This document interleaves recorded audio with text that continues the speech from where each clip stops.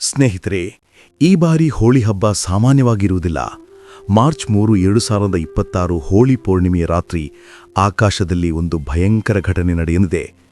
ಈ ವರ್ಷದ ಮೊದಲ ಚಂದ್ರಗ್ರಹಣ, ಅದು ಖಾಗ್ರಾಸ ಸಂಪೂರ್ಣ ಚಂದ್ರಗ್ರಹಣ ಬರಲಿದೆ. ಚಂದ್ರ ಸಿಂಹರಾಶಿಯಲ್ಲಿ ಗ್ರಹಣಕ್ಕೆ ಒಳಪಡುತ್ತಿದ್ದಾನೆ ಮತ್ತು ಇದರ ಪ್ರಭಾವ 12 ರಾಶಿಗಳ ಮೇಲೂ ಬೀಳಲಿದೆ. ನಿಮ್ಮ ರಾಶಿ ಯಾವುದು? ನಿಮಗೆ ಏನು ಅಪಾಯ ಮತ್ತು ಅದರಿಂದ ಪಾರಾಗಲು ಏನು ಮಾಡಬೇಕು? ಈ ವಿಡಿಯೋ ಕೊನೆಯವರೆಗೂ ನೋಡಿ. ಚಂದ್ರಗ್ರಹಣ ಮಾರ್ಚ್ 2026, 12 ರಾಶಿ ಪರಿಣಾಮ ಮತ್ತು ಪರಿಹಾರ. ನಮಸ್ಕಾರ ಸ್ನೇಹಿತರೆ, ಸನಾತನ ಭವಿಷ್ಯ ಚಾನೆಲ್ಗೆ ನಿಮಗೆ ತುಂಬು ಹೃದಯದ ಸ್ವಾಗತ. ಚಂದ್ರಗ್ರಹಣವೆಂದರೆ ಕೇವಲ ವಿಜ್ಞಾನದ ಘಟನೆಯಲ್ಲ. ವೈದಿಕ ಜ್ಯೋತಿಷ್ಯದ ಪ್ರಕಾರ ಇದು ನಮ್ಮ ಜೀವನವನ್ನು ಪ್ರಭಾವಿಸುವ ಮಹಾಕಾಲ.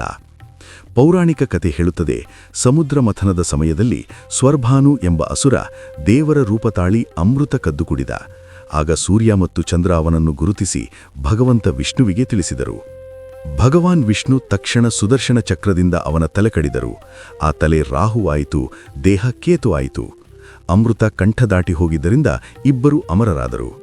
ಅಂದಿನಿಂದ ರಾಹು ಸೂರ್ಯ ಮತ್ತು ಚಂದ್ರನ ಮೇಲೆ ಸೇಡು ತೀರಿಸಲು ಅವರನ್ನು ನುಂಗಲು ಪ್ರಯತ್ನಿಸುತ್ತಾನೆ. ಅದೇ ಗ್ರಹಣ.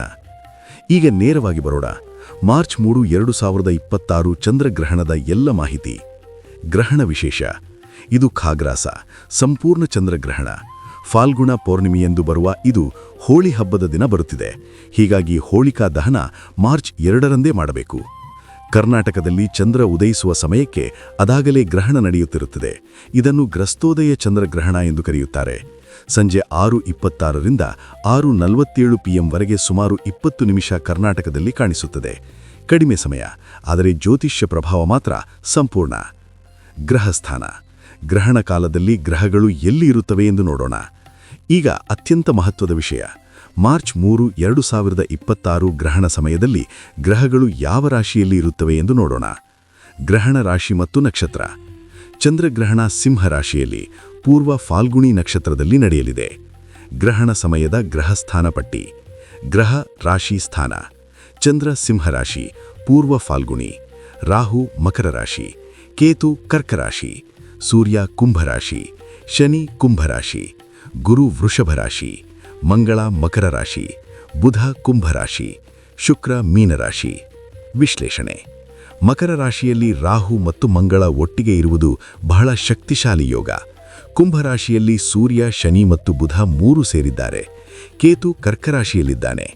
ಸಿಂಹರಾಶಿಯಲ್ಲಿ ಗ್ರಹಣ ಬೀಳುತ್ತಿರುವುದರಿಂದ ಸಿಂಹ, ಕರ್ಕ ಮತ್ತು ವೃಶ್ಚಿಕ ರಾಶಿಯವರಿಗೆ ಅತ್ಯಧಿಕ ಪ್ರಭಾವ.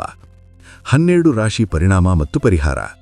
ಈಗ ಪ್ರತಿ ರಾಶಿಯ ಮೇಲೆ ಗ್ರಹಣ ಹೇಗೆ ಬೀಳುತ್ತದೆ ಮತ್ತು ಏನು ಮಾಡಬೇಕು ಎಂದು ನೋಡೋಣ. ನಿಮ್ಮ ರಾಶಿ ಯಾವುದು ಎಂದು ಗೊತ್ತಿದ್ದರೆ ಕಾಮೆಂಟ್ನಲ್ಲಿ ಬರೆಯಿರಿ. ಮೇಷರಾಶಿ. ಗ್ರಹಣ ಬೀಳುವ ಭಾವ 5ನೇ ಭಾವ, ಸಂತಾನ ಮತ್ತು ಬುದ್ಧಿಸ್ಥಾನ. ಮೇಷರಾಶಿಯವರಿಗೆ ಗ್ರಹಣ 5ನೇ ಭಾವದಲ್ಲಿ ಬೀಳುತ್ತದೆ. ಮಾನಸಿಕ ಒತ್ತಡ, ಮಕ್ಕಳ ಆರೋಗ್ಯ ಮೇಲೆ ಗಮನ ಇಡಿ. ಊಹಾ ವ್ಯವಹಾರ ಮತ್ತು ಶೇರ್ ಮಾರ್ಕೆಟ್ನಿಂದ ದೂರ ಇರಿ. ಪ್ರೇಮ ವಿಚಾರದಲ್ಲಿ ಜಾಗ್ರತೆ ಅಗತ್ಯ. ಗ್ರಹಸ್ಥಿತಿ. ಗುರು ನಿಮ್ಮ 2ನೇ ಭಾವದಲ್ಲಿದ್ದಾನೆ. ಆರ್ಥಿಕ ರಕ್ಷಣೆ ಸ್ವಲ್ಪ ಇದೆ. ಪರಿಹಾರ. ಗ್ರಹಣ ಕಾಲದಲ್ಲಿ ಗಾಯತ್ರಿ ಮಂತ್ರ 108 ಬಾರಿ ಜಪಿಸಿ.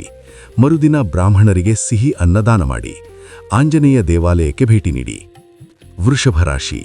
ಗ್ರಹಣ ಬೀಳುವ ಭಾವ 4ನೇ ಭಾವ, ಸ್ಥಾವರ ಮತ್ತು ತಾಯಿ ಸ್ಥಾನ. ವೃಷಭ ರಾಶಿಯವರಿಗೆ 4ನೇ ಭಾವದಲ್ಲಿ ಗ್ರಹಣ. ಮನೆಯಲ್ಲಿ ಕ್ಲೇಶ, ತಾಯಿ ಆರೋಗ್ಯ ಬಗ್ಗೆ ಗಮನ. ನಿದ್ದೆ ಸರಿ ಇರುವುದಿಲ್ಲ, ಮಾನಸಿಕ ಆತಂಕ ಸಾಧ್ಯ. ವಾಹನ ವ್ಯವಹಾರದಲ್ಲಿ ಜಾಗ್ರತೆ. ಗ್ರಹಸ್ಥಿತಿ. ಗುರು ನಿಮ್ಮ ರಾಶಿಯಲ್ಲೇ ಇದ್ದಾನೆ. ಇದು ರಕ್ಷಾ ಕವಚ, ತೀವ್ರ ಅಪಾಯ ಇಲ್ಲ. ಪರಿಹಾರ. ಶಿವ ದೇವಾಲಯದಲ್ಲಿ ರುದ್ರಾಭಿಷೇಕ ಮಾಡಿಸಿ. ತಾಯಿಗೆ ಹಸಿರು ಬಳೆ ಮತ್ತು ಸೀರೆ ಕೊಡಿ. ಓಂ ನಮಃ ಶಿವಾಯ 108 ಬಾರಿ ಜಪಿಸಿ. ಮಿಥುನ ರಾಶಿ. ಗ್ರಹಣ ಬೀಳುವ ಭಾವ 3ನೇ ಭಾವ, ಸಾಹಸ ಮತ್ತು ಸಹೋದರ ಸ್ಥಾನ. ಮಿಥುನ ರಾಶಿಯವರಿಗೆ 3ನೇ ಭಾವ ಶುಭ ಭಾವ. ಧೈರ್ಯ ಹೆಚ್ಚಾಗಬಹುದು, ಸಹೋದರರ ಬೆಂಬಲ ಸಿಗಬಹುದು. ಪ್ರಯಾಣ ಮಾಡಬೇಕಾದರೆ ಜಾಗ್ರತೆ. ಮಾಧ್ಯಮ ಮತ್ತು ಸಂವಹನ ಕ್ಷೇತ್ರದಲ್ಲಿ ಅವಕಾಶ ಸಿಗಬಹುದು. ಗ್ರಹಸ್ಥಿತಿ. ಕೇತು ನಿಮ್ಮ 2ನೇ ಭಾವದಲ್ಲಿದ್ದಾನೆ. ಮನೆಯಲ್ಲಿ ಸ್ವಲ್ಪ ಅಶಾಂತಿ ಸಾಧ್ಯ. ಪರಿಹಾರ. ಗಣಪತಿ ಮಂತ್ರ ಜಪಿಸಿ. ಓಂ ಗಂಗ್ ಗಣಪತಯೇ ನಮಃ. ಹಸಿರು ಬಣ್ಣದ ವಸ್ತ್ರದಾನ ಮಾಡಿ. ಮರುದಿನ ಗಣೇಶ ದೇವಾಲಯಕ್ಕೆ ಹೋಗಿ. ಕರ್ಕರಾಶಿ. ಎಚ್ಚರಬೇಕು. ಗ್ರಹಣ ಬೀಳುವ ಭಾವ 2ನೇ ಭಾವ, ಧನ ಮತ್ತು ಕುಟುಂಬ ಸ್ಥಾನ. ಕರ್ಕರಾಶಿಯವರಿಗೆ 2ನೇ ಭಾವದಲ್ಲಿ ಗ್ರಹಣ. ಆರ್ಥಿಕ ಒತ್ತಡ, ಕುಟುಂಬದಲ್ಲಿ ಮನಸ್ತಾಪ ಸಾಧ್ಯ. ಮಾತಿನಲ್ಲಿ ಜಾಗೃತೆ ಇರಲಿ. ಕಠಿಣ ಮಾತು ಸಂಬಂಧ ಹಾಳು ಮಾಡಬಹುದು. ಕೇತು ನಿಮ್ಮ ರಾಶಿಯಲ್ಲಿ ಇರುವುದರಿಂದ ದ್ವಿಗುಣ ಗಮನ ಬೇಕು. ಪರಿಹಾರ: ಕೇತು ಶಾಂತಿ ಪೂಜೆ ಮಾಡಿಸಿ. ಚಂದ್ರಮಂತ್ರ ಜಪ: ಓಂ ಸ್ರಾಂ ಸ್ರೀಂ ಸ್ರೌಂ ಸಹ ಚಂದ್ರಾಯ. ಬಿಳಿ ವಸ್ತ್ರ ಮತ್ತು ಅಕ್ಕಿ ದಾನ ಮಾಡಿ. ಶಿವ ದೇವಾಲಯಕ್ಕೆ ಹೋಗಿ ಹಾಲು ಅಭಿಷೇಕ ಮಾಡಿ. ಸಿಂಹರಾಶಿ: ಅತ್ಯಧಿಕ ಪ್ರಭಾವ. ಗ್ರಹಣ ಬೀಳುವ ಭಾವ 1ನೇ ಭಾವ. ತನ್ನ ರಾಶಿಯಲ್ಲೇ ಗ್ರಹಣ. ಸಿಂಹರಾಶಿಯವರಿಗೆ ಈ ಗ್ರಹಣ ನೇರ ತಮ್ಮ ರಾಶಿಯಲ್ಲೇ ಬೀಳುತ್ತಿದೆ. ಇದು ಅತ್ಯಂತ ತೀವ್ರ ಪ್ರಭಾವ. ದೈಹಿಕ ಆರೋಗ್ಯ ಕ್ಷೀಣವಾಗಬಹುದು. ಮಾನಸಿಕ ಒತ್ತಡ ಹೆಚ್ಚಾಗಬಹುದು. ಸ್ವರಪ್ರತಿಷ್ಠೆಗೆ ಧಕ್ಕೆ ಸಾಧ್ಯ. ಶಾಸ್ತ್ರ ಹೇಳುತ್ತದೆ, ಜನ್ಮರಾಶಿಯಲ್ಲಿ ಗ್ರಹಣ ಬಿದ್ದರೆ ಮೃತ್ಯುತುಲ್ಯ ಕ್ಲೇಶ ಸಾಧ್ಯ. ಹೀಗಾಗಿ ಸಿಂಹರಾಶಿಯವರು ಗ್ರಹಣ ಶಾಂತಿ ಪೂಜೆ ಮಾಡಲೇಬೇಕು. ಗ್ರಹಸ್ಥಿತಿ: ಅಷ್ಟಮ ಶನಿ, ಅಂದರೆ 8ನೇ ಭಾವದಲ್ಲಿ ಶನಿ ಮತ್ತು ಕೇತು ಕರ್ಕ ರಾಶಿಯಲ್ಲಿ. ಎಲ್ಲ ಒತ್ತಡ ಒಟ್ಟಿಗೆ ಬರುತ್ತಿದೆ. ಪರಿಹಾರ: ಮಹಾಮೃತ್ಯುಂಜಯ ಮಂತ್ರ 108 ಬಾರಿ ಜಪಿಸಿ. ಗ್ರಹಣ ಕಾಲದಲ್ಲಿ ಹೊರಗೆ ಹೋಗಬೇಡಿ. ಮನೆಯಲ್ಲಿ ಪ್ರಾರ್ಥನೆ ಮಾಡಿ. ಸೂರ್ಯನಾರಾಯಣ ದೇವಾಲಯಕ್ಕೆ ಹೋಗಿ ಅರ್ಘ್ಯ ನೀಡಿ. ಗ್ರಹಣ ಶಾಂತಿ ಹೋಮ ಮಾಡಿಸಿ. ಕನ್ಯಾದಾನ ಮಾಡಿ. ಬಂಗಾರ ಅಥವಾ ಬೆಳ್ಳಿ ದಾನ ಮಾಡಿ. ಕನ್ಯಾ ರಾಶಿ: ಗ್ರಹಣ ಬೀಳುವ ಭಾವ 12ನೇ ಭಾವ. ವ್ಯಯ ಮತ್ತು ಮೋಕ್ಷ ಸ್ಥಾನ. ಕನ್ಯಾ ರಾಶಿಗೆ 12ನೇ ಭಾವದಲ್ಲಿ ಗ್ರಹಣ. ಅನಗತ್ಯ ವೆಚ್ಚ, ನಷ್ಟ ಸಾಧ್ಯ. ವಿದೇಶ ಪ್ರಯಾಣ ಯೋಜನೆ ಮುಂದೂಡಿ. ಆದರೆ ಆಧ್ಯಾತ್ಮಿಕ ಸಾಧನೆಗೆ ಇದು ಉತ್ತಮ ಕಾಲ. ಪರಿಹಾರ: ವಿಷ್ಣು ಸಹಸ್ರನಾಮ ಪಠಿಸಿ. ಬಡವರಿಗೆ ಊಟ ಹಾಕಿ. ಅನ್ನದಾನ ಮಾಡಿ. ಗಣೇಶ ದೇವಾಲಯಕ್ಕೆ ಭೇಟಿ ನೀಡಿ. ತುಲಾರಾಶಿ: ಗ್ರಹಣ ಬೀಳುವ ಭಾವ 11ನೇ ಭಾವ. ಲಾಭಸ್ಥಾನ. ತುಲಾರಾಶಿಗೆ 11ನೇ ಭಾವ ಶುಭ. ಆದಾಯ ಹೆಚ್ಚಾಗುವ ಸಾಧ್ಯತೆ. ಸ್ನೇಹಿತರ ಬೆಂಬಲ ಸಿಗಬಹುದು. ಆದರೆ ಸಮಾಜದಲ್ಲಿ ವಿವಾದ ತಪ್ಪಿಸಿ. ಶುಕ್ರ ನಿಮ್ಮ ಅಧಿಪತಿ ಗ್ರಹ. ಮೀನರಾಶಿಯಲ್ಲಿ ಉಚ್ಚ ಸ್ಥಾನದಲ್ಲಿದ್ದಾನೆ. ಶುಭ. ಪರಿಹಾರ: ಲಕ್ಷ್ಮೀ ಮಾತೆಗೆ ಬಿಳಿ ಹೂ ಅರ್ಪಿಸಿ. ಶುಕ್ರ ಮಂತ್ರ ಓಂ ಶುಂ ಶುಕ್ರಾಯ ನಮಃ ಜಪಿಸಿ. ಲಕ್ಷ್ಮೀ ದೇವಾಲಯಕ್ಕೆ ಭೇಟಿ ನೀಡಿ. ವೃಶ್ಚಿಕ ರಾಶಿ: ಎಚ್ಚರಬೇಕು. ಗ್ರಹಣ ಬೀಳುವ ಭಾವ 10ಮ ಭಾವ. ವೃತ್ತಿ ಮತ್ತು ಕೀರ್ತಿ ಸ್ಥಾನ. ವೃಶ್ಚಿಕ ರಾಶಿಗೆ 10ನೇ ಭಾವದಲ್ಲಿ ಗ್ರಹಣ. ಕೆಲಸದ ಸ್ಥಳದಲ್ಲಿ ಒತ್ತಡ. ಮೇಲಧಿಕಾರಿಗಳ ಜೊತೆ ತಕರಾರು ಸಾಧ್ಯ. ವ್ಯಾಪಾರದಲ್ಲಿ ಹಾನಿ ಸಾಧ್ಯ. ಮಾನಹಾನಿಯಾಗದಂತೆ ಎಚ್ಚರ. ಗ್ರಹಸ್ಥಿತಿ: ಕೇತು ನಿಮ್ಮ 9ನೇ ಭಾವ ಕರ್ಕ ರಾಶಿಯಲ್ಲಿ. ಭಾಗ್ಯಭಂಗ ಸಾಧ್ಯ. ಪರಿಹಾರ: ಹನುಮಾನ್ ಚಾಲಿಸ ಪಠಿಸಿ. ಮಂಗಳ ಮಂತ್ರ ಜಪ: ಓಂ ಕ್ರಾಂ ಕ್ರೀಂ ಕ್ರೌಂ ಸಹ ಭೌಮಾಯ. ಆಂಜನೇಯ ದೇವಾಲಯಕ್ಕೆ ಹೋಗಿ ಎಣ್ಣೆ ದೀಪ ಹಚ್ಚಿ. ಧನುರಾಶಿ: ಗ್ರಹಣ ಬೀಳುವ ಭಾವ 9ನೇ ಭಾವ. ಭಾಗ್ಯಸ್ಥಾನ. ಧನುರಾಶಿಗೆ 9ನೇ ಭಾವದಲ್ಲಿ ಗ್ರಹಣ. ಗುರು ಮತ್ತು ತಂದೆ ಆರೋಗ್ಯ ಬಗ್ಗೆ ಗಮನ. ಧಾರ್ಮಿಕ ಕಾರ್ಯದಲ್ಲಿ ತಡ ಉಂಟಾಗಬಹುದು.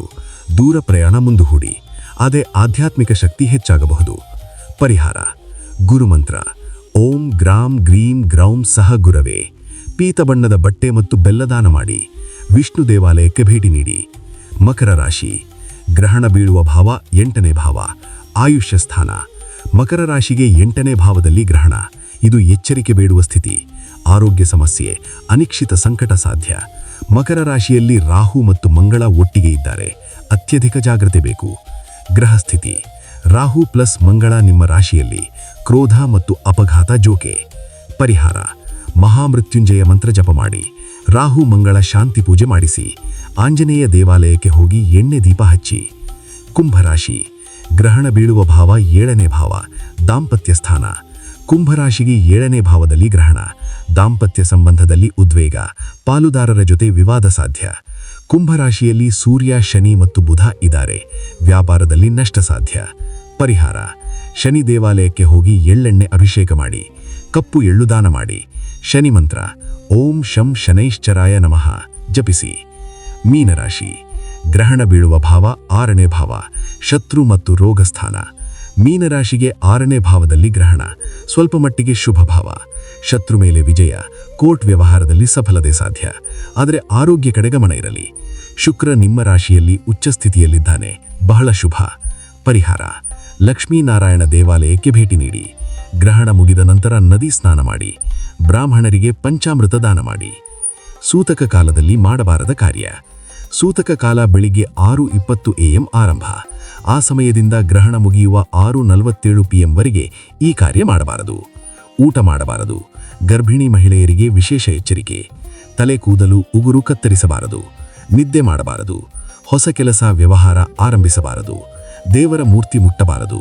ಹೋಳಿಕಾ ದಹನ ಮಾರ್ಚ್ 3ರಂದು ಮಾಡಬಾರದು, ಮಾರ್ಚ್ 2ರಂದು ಮಾಡಿ. ಅಡಿಗೆ ಮಾಡಬಾರದು. ಮೊದಲೇ ಮಾಡಿಟ್ಟ ಆಹಾರಕ್ಕೆ ತುಳಸಿ ಎಲೆ ಹಾಕಿ.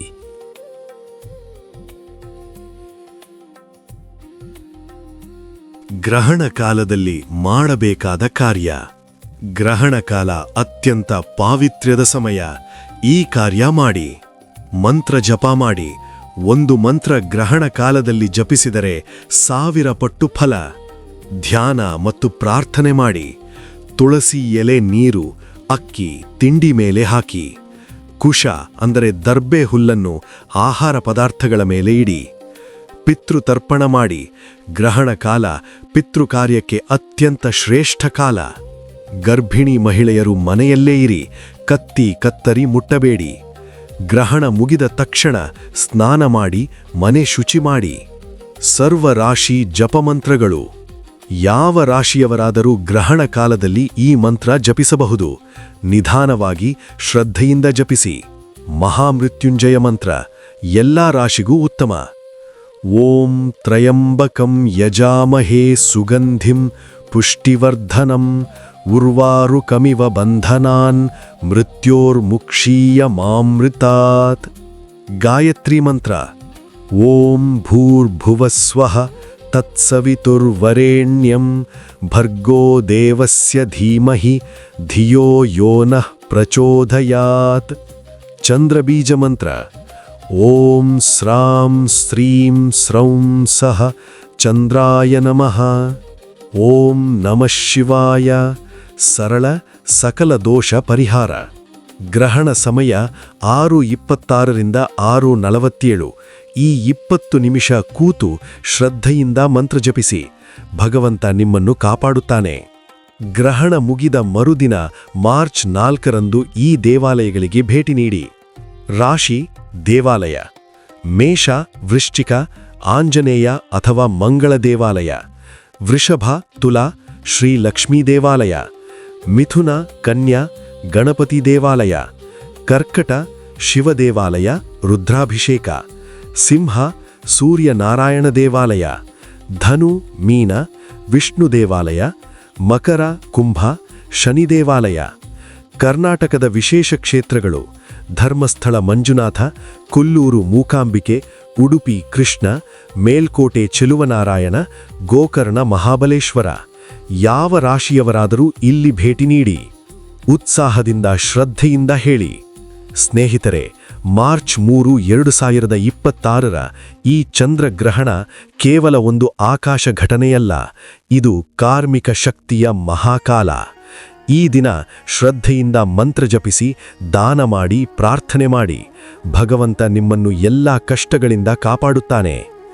ಈ ವಿಡಿಯೋ ಉಪಯುಕ್ತಕರ ಅನ್ನಿಸಿದರೆ ಲೈಕ್ ಮಾಡಿ, ಶೇರ್ ಮಾಡಿ, ಸಬ್ಸ್ಕ್ರೈಬ್ ಮಾಡಿ. ಜ್ಯೋತಿಷ್ಯ, ಧರ್ಮ, ಆಧ್ಯಾತ್ಮ ಮಾಹಿತಿ ಕನ್ನಡದಲ್ಲಿ ಪ್ರತಿದಿನ.